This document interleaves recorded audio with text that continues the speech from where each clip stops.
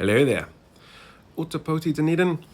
I'm really sorry. I need to apologize in advance because you got a lot of candidates and sifting through them all does take a fair bit of time. And I can tell you now, there's only so many days until the election and I don't think I'm going to be able to do individual videos for each of them. But I'm going to give you a quick speed run on some of the candidates that you really should be concerned about. So hold on to your hats.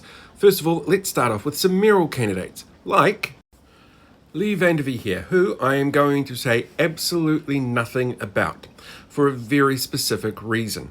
One, you should Google him. You really should Google him. Two, Lee is known to be quite litigious in anything he doesn't like. He's gone to court several times over it. So my one piece of advice is just Google him.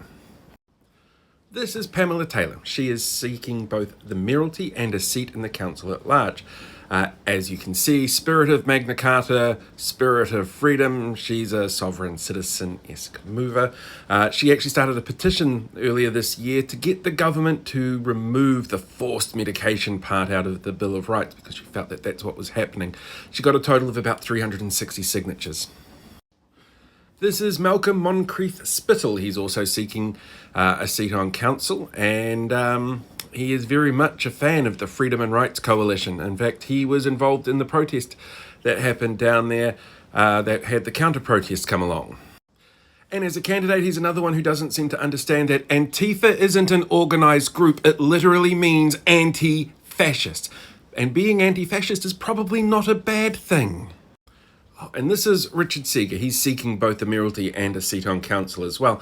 He's a little bit upset because he doesn't get listed as a friend of Voices for Freedom or as a candidate who doesn't believe in science. But instead of saying, I don't believe in science, he says he's pro-health, despite the fact that he stands against health measures. Then there's this great 2-for-1 deal for you, the Peters. So Tracy Peter is actually running for City Council and Watson Peter is running for the Otago Regional Council. Now, they're both former members of VFF. In fact, they were the regional organisers up until about the time that VFF turned around and says, you know what, if you're running for council, you should take us off the card so nobody knows that you're part of us. But they are really big fans of that sort of thing, and really big fans of Brian Tamaki and his Freedom and Rights Coalition. So that's just a few of the candidates to avoid down there. As you can tell, I haven't had a chance to go through them all yet. There's a lot of candidates running, and there's different boards, and there's all sorts of stuff. So I'll keep digging, but for now, make sure that those are the ones that you avoid.